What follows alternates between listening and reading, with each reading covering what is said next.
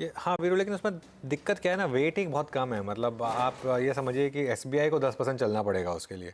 PSU bank Nifty इस महीने actually बहुत शानदार परफॉर्मेंस दिखाया उसने, फिर भी बैंक निफ्टी को उतना हेल्प नहीं कर पाया। लेकिन पीएसयू बैंकों में बहुत शानदार मोमेंटम है और इस बार मुझे लग रहा है एसबीआई तैयार है अपना ऑल टाइम हाई निकालने के लिए, जो काफ़ी टाइम से अटक रहा था।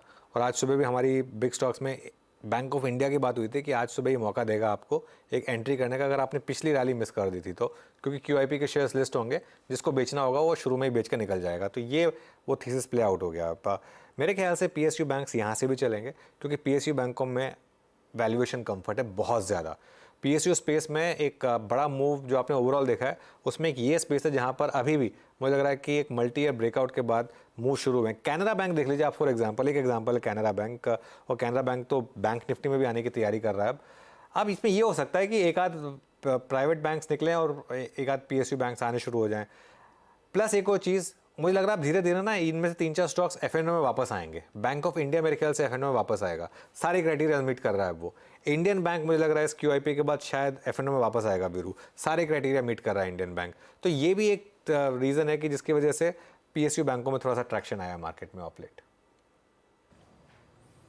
बिल्कुल। अच्छा मानस, अगर मैं इसी को स्टॉक्स पे लाके बात करूँ, I mean for the timing, अगर मैं निफ्टी बैंक पे फोकस ना करके सिर्फ पीएसयू बैंकिंग बास्केट पे फोकस करना चाहूँ, तो एसबीआई अब अपने पिछले आई थिंक 4 सीरीज से, आई मीन दिसंबर 2022, मतलब 4 क्वार्टर हो गया ऑलमोस्ट, उसके बाद जुलाई 2023 में एक अटैम्प्ट लिया 620 को वॉलिड करने का, नहीं कर पाया। क्या in comparison the rest of the PSU banks SBI ज़्यादा स्ट्रॉन्ग लग रहा है आपको इस वक्त चार्ट्स पे, और साथ ही साथ best risk reward ratio hold करता है क्या?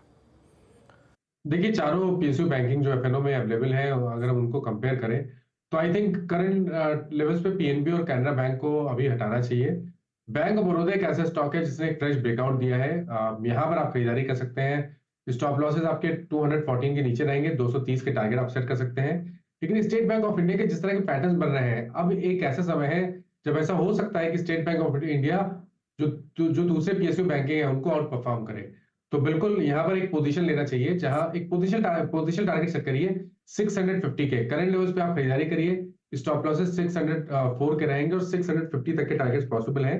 और या तो ऑप्शन में आप at the money call option जो कि 620 वाला है वो लेके आप होल्ड करिए इस पूरे पूरे महीने।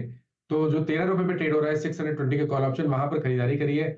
8 रुपए के नीचे स्टॉप लॉस लगाइए, हो सकता है कि आपको 30 रुपए तक के टारगेट इस ऑप्शन में देखने को मिल जाए। ओके, तो ये स्टेट बैंक ऑफ इंडिया एक बड़ा ट्रेड आगे रहेगा, 650 के लिए तैयारी कर रहा है। याद रखिएगा 629 दरअसल 52 वीक हाई है, उस तरफ बढ़ने की पूरी तैयारी में है। 620 का आप कॉल भी ले सकते हैं जो 13 रुपये 35 पैसे पर उपलब्ध है।